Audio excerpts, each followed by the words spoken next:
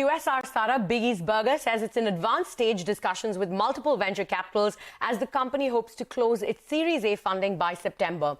CNBC-TV18's Jude Sunnit spoke to the burger chain's co-founders, and they said that they're confident of hitting the 100 crore revenue mark by the end of this fiscal, even if its Southeast expansion strategy seems to be working. Here's a slice of that conversation.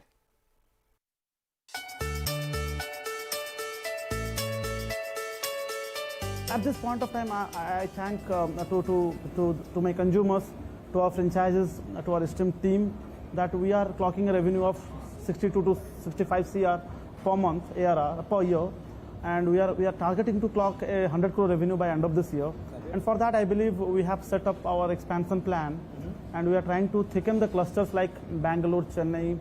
The southern cluster will help us to take this target up. What kind of store expansion, what kind of numbers are you clocking up in terms of boosting these operations? In terms of numbers, yes, rightly. Currently, we are at 40 plus outlets live in South India, which is like majority in Andhra, Bangalore and Chennai cities. So only in Bangalore we are planning to expand. So right now the live outlets is 15 outlets, whereas we are planning to take it up to 60 outlets. So Bangalore target is 60 outlets, and Chennai target right now, like we are live with 3 outlets. We are opening one more outlet by today, and Chennai target is 20 plus outlets. So only these 2 cities will give around 80 plus outlets. So South India is a very good thick cluster for us. That's the plan we are doing it.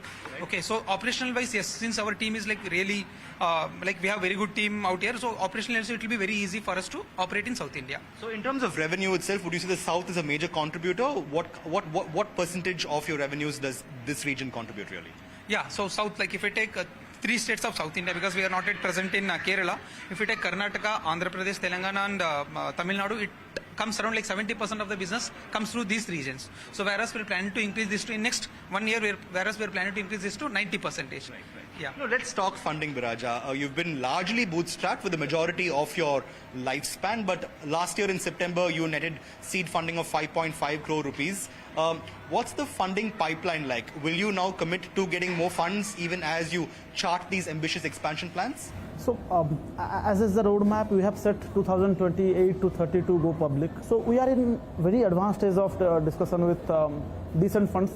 So, we are planning to raise the Series A by end of September. Right, and you're currently in talks with VCs? We are at a late stage discussion with a lot of VCs. We have been getting good interest from VCs because of the traction that we have been creating in past 1 year. So Series A by September 2022. That's the target. 2023. That's the target. That's the target. All right. But I have to ask you then, given that you are of course charting this plan, the fact is that in the QSR market right now in India, it's poised for growth.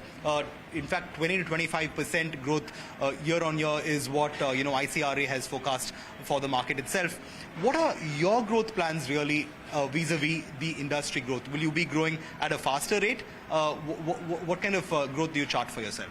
Yeah, so currently if you see our growth rate compared to last year, we are grown by 2x. Yeah. So whereas we are planning to keep this yes, as Viraj mentioned, we are planning to raise a lot of funds. So through a lot of funds we are planning to open. So right now we are opening only franchise outlets. We are planning to open a lot of COCO outlets also. So we are looking for a growth rate of at least 3x to 4x in next 2 years. Okay. So that is the reason we are looking for good fund round this time. Which of your products, I know there are a few on our table right now, which of your products you feel are the standout products really in terms of having a clear differentiation that sets you apart from competitors? So what happens is the moment we step out to have a burger, we go to a McD or a Burger King. Even Burger King's primary product abroad is grilled products. But when they came to India, it has been value products. And Indians are poised with crunchy as a sentiment.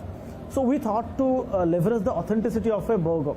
And burger, the real burger in 1870s when it has started, it was a grilled product. It was never an fried product. It was never a fried product. Yeah. So our core element of the whole perception has been to create a grilled burger brand, a little gourmet, a little specialty brand, but with an affordable cost. With that, it's time for us to take a quick break. But coming up, Tina receives $5 million in a seed round. So how will the startup utilize these funds and how do they plan to scale the business? We find out from our co-founder, Ankit Saxena, on the other side.